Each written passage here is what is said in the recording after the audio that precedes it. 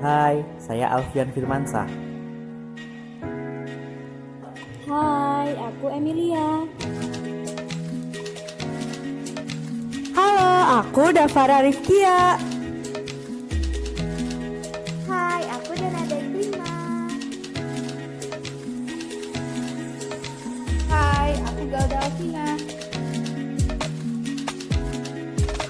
Kami dari kelompok 7 akan menjelaskan tentang bahasa pada karya tulis ilmiah.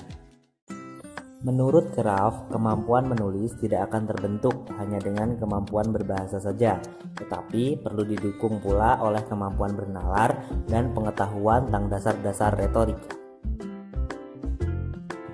Menurut Suherli, dapat disimpulkan bahwa kemampuan mahasiswa dalam menggunakan bahasa Indonesia ragam keilmuan secara tertulis masih sangat lemah. Sedangkan menurut Jiwandono, melalui penelitian tentang tes kemampuan berbahasa menyatakan bahwa kemampuan berbahasa Indonesia kaum cendekia masih rendah. Kaidah penulisan antara lain terdiri atas kaidah kebahasaan dan ejaan. Kaidah kebahasaan yang perlu diperhatikan antara lain kaidah pemilihan dan penggunaan diksi, penyusunan kalimat, dan penyusunan alinea. Adapun kaidah ejaan yang perlu diperhatikan antara lain penulisan huruf, penulisan kata, penulisan angka dan lambang bilangan, penulisan singkatan dan akronim, penulisan unsur serapan, dan penggunaan tanda baca. Penyintesisan dapat diartikan sebagai tindakan memadukan berbagai informasi, pendapat, atau batasan yang disesuaikan dengan topik bahasan yang akan disusunnya. Beberapa hal yang perlu diperhatikan dalam penyintesisan yaitu 1. Membaca tulisan dengan baik 2. Mencatat pernyataan atau pendapat dan batasan dari berbagai sumber 3. Mengumpulkan berbagai catatan 4. Mengelompokkan informasi 5. Mengurutkan informasi 6. Menciptakan pengetahuan yang baru. Departemen Pendidikan Nasional mendefinisikan kutipan sebagai pengambil alihan satu kalimat atau lebih dari karya tulis lain untuk tujuan ilustrasi atau memperkokoh argumen di tulisan sendiri. Cara-cara pengutipan adalah sebagai berikut. 1. Menggunakan catatan kaki 2. Menggunakan catatan akhir 3. Menggunakan tanda kurung. Daftar pustaka yang dicantumkan ke dalam karya tulis ilmiah perlu ditulis sesuai dengan kaidah. Penulisan daftar pustaka bergantung pada sumber bahan yang dijadikan rujukan.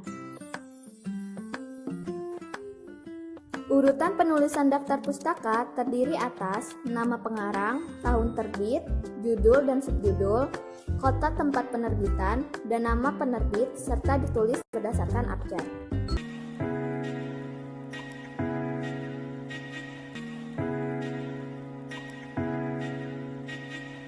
Bagian isi pada karya tulis ilmiah biasanya terdiri atas berbagai bab. Sebelum bagian isi, karya tulis tersebut terdapat beberapa judul yang diletakkan pada halaman awal, seperti halaman judul, abstrak, pengesahan, riwayat hidup, persembahan, moto, pesan wacana, dan daftar isi. Penulisan serta letak judul-judul tersebut perlu mengikuti aturan penulisan selingkung. Misalnya, Universitas Lampung menggunakan san wacana sebagai alih-alih ucapan terima kasih.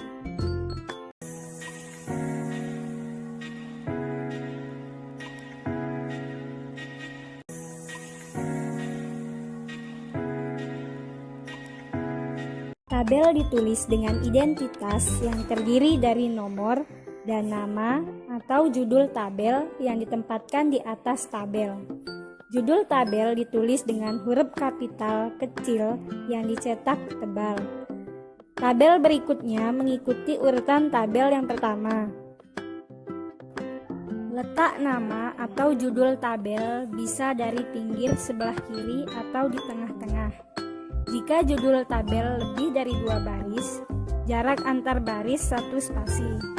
Model tabel yang dipergunakan di dalam karya tulis ilmiah sebaiknya konsisten.